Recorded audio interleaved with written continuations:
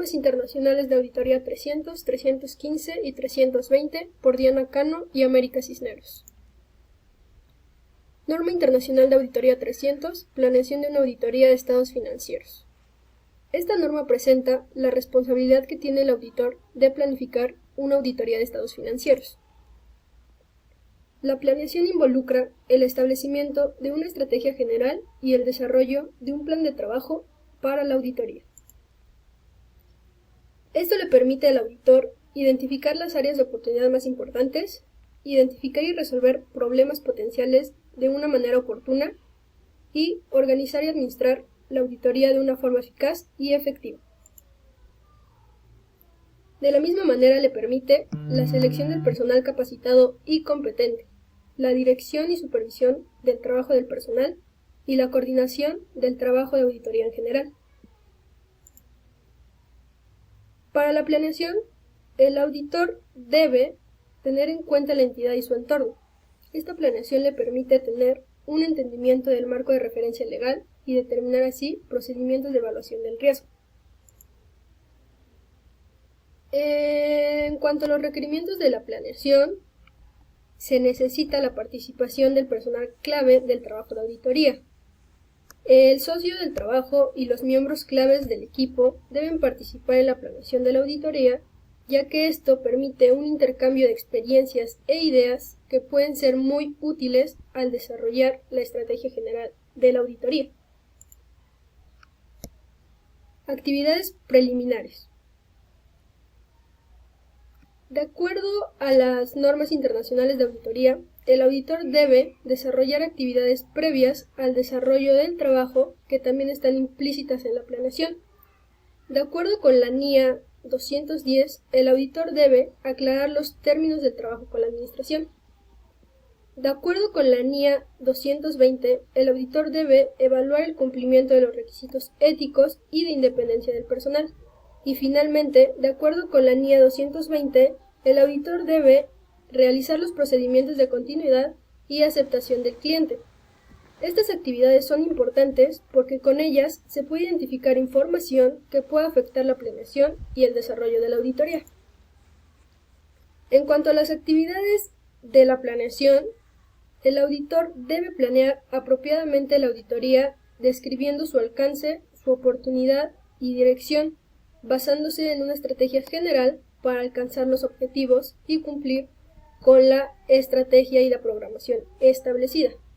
Asimismo, debe determinar los recursos necesarios para el desarrollo de una auditoría, teniendo en cuenta los procedimientos requeridos por las normas internacionales de auditoría, como lo son los procedimientos de auditoría para la evaluación del riesgo y los procedimientos adicionales que se requieran.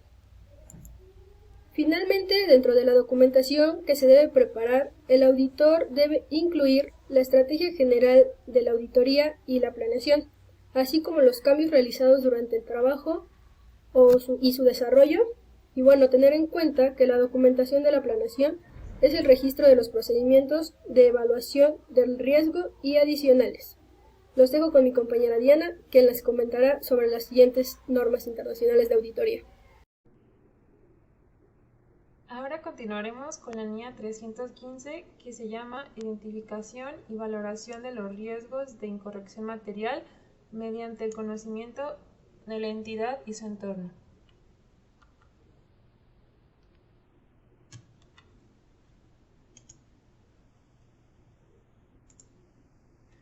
El objetivo de esta NIA del auditor es identificar y valorar los riesgos de incorrección material debido a fraude o error, tanto en los estados financieros como en las afirmaciones, mediante el conocimiento de la entidad y de su entorno, incluido su control interno, con la finalidad de proporcionar una base para el diseño y la implementación de respuestas a los riesgos valorados de incorrección material.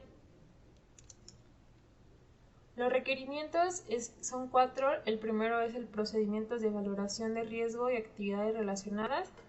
El segundo es el conocimiento requerido de la entidad y su entorno, incluido su control interno.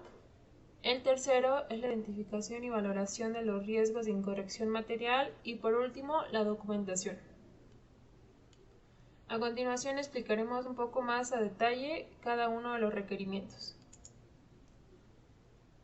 El primero, de procedimientos de valoración del riesgo y actividades relacionadas, se basa en que la información obtenida de la aplicación de procedimientos de valoración de riesgo y de las actividades relacionadas pueden ser utilizadas por el auditor como evidencia de auditoría para sustentar valoraciones de riesgos e incorrección material.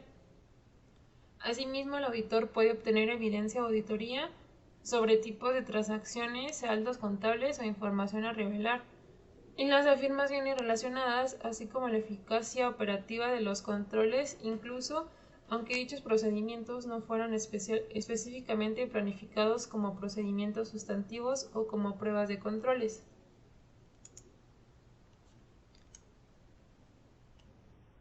El siguiente es el conocimiento requerido de la entidad y su entorno, incluido su control interno. Para empezar, el auditor debe considerar tres tipos de factores. Los primeros son los factores sectoriales, en donde se involucra el mercado y la competencia, incluida la demanda, la capacidad y la competencia en los precios.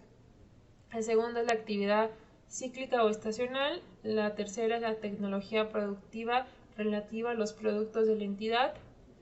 Y finalmente, la disponibilidad y el coste de la energía.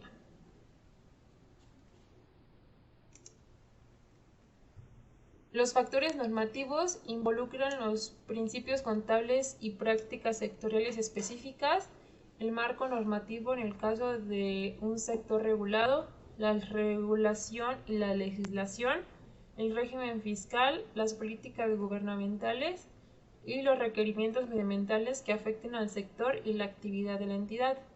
Asimismo, otros factores externos podrían ser las condiciones económicas generales, los tipos de interés, la disponibilidad de financiación, la inflación y la devaluación de la moneda. El control interno de la entidad. El conocimiento del control interno facilita al auditor la identificación de tipos de incorrecciones potenciales y de factores que afectan a los riesgos de incorrección material, así como el diseño de la naturaleza, momento de realización y extensión de los procedimientos de auditoría posteriores.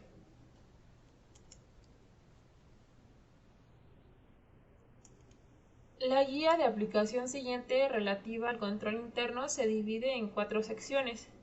La primera es la naturaleza general y características del control interno. La segunda es la naturaleza y extensión del conocimiento de los controles relevantes. La tercera son los controles relevantes para la auditoría y finalmente los componentes del control interno. Identificación y valoración de los riesgos de incorrección material. Los riesgos de incorrección material en las afirmaciones sobre los tipos de transacciones, saldos contables e información a revelar deben tenerse en cuenta, ya que ello facilita de manera directa la determinación de la naturaleza, momento de realización y extensión de los procedimientos de auditoría posteriores relacionados con las afirmaciones que son necesarios para obtener evidencia de auditoría suficiente y adecuada. Las afirmaciones que se utilizan por el auditor para considerar las incorrecciones son las siguientes. Debe tenerse en cuenta las afirmaciones sobre los tipos de transacciones y hechos durante el periodo objeto de auditoría, las afirmaciones sobre saldos contables al cierre del periodo y las afirmaciones sobre la presentación e información a revelar. La documentación. La forma y extensión de la documentación depende de la naturaleza, dimensión y complejidad de la entidad, así como de su control interno, de la disponibilidad de información por parte de la entidad y de la metodología y tecnología de auditoría utilizados en el transcurso de la auditoría. La NIA 320. Esta NIA se llama importancia relativa o materialidad en la planificación y ejecución de la auditoría. A efectos de la NIA, la importancia relativa o materialidad para la ejecución del trabajo se refiere a la cifra o cifras determinadas por el auditor, por debajo del nivel de la importancia relativa establecida para los estados financieros en su conjunto. al objeto de reducir a un nivel adecuadamente bajo la probabilidad de que la suma de las incorrecciones no corregidas y no detectadas supere la importancia relativa determinada para los estados financieros en su conjunto. Los requerimientos de esta NIA son tres. Es la determinación de la importancia relativa para los estados financieros y para la ejecución del trabajo al planificar la auditoría. El segundo es la revisión a medida que la auditoría avanza y por último la documentación. La determinación de la importancia relativa para los estados financieros. En este requerimiento el auditor determinará la importancia relativa para la ejecución del trabajo con el fin de valorar los riesgos de incorrección material y determinar la naturaleza, el momento de la realización y la extensión de los procedimientos posteriores de auditoría.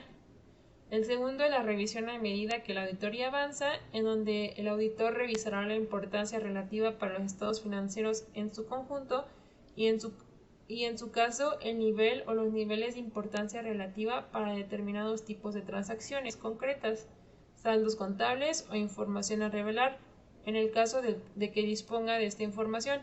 Durante la realización de la auditoría de información de que de haberla tenido inicialmente le hubiera llevado a determinar una cifra o cifras diferentes. Y por último, la documentación, en donde el auditor incluirá en la documentación de auditoría las siguientes cifras y los factores tenidos en cuenta para su determinación. El primero es la importancia relativa para los estados financieros en su conjunto. El segundo es cuando resulte aplicable el nivel o niveles de importancia relativa para determinados tipos de transacciones, saldos contables o información a revelar. La tercera es la importancia relativa para la ejecución del trabajo. Y finalmente, cualquier revisión de cifras establecidas. Muchas gracias y esto sería todo por parte de nosotras, América y Diana Cano, sobre las NIAs 300, 315 y 320. Muchas gracias.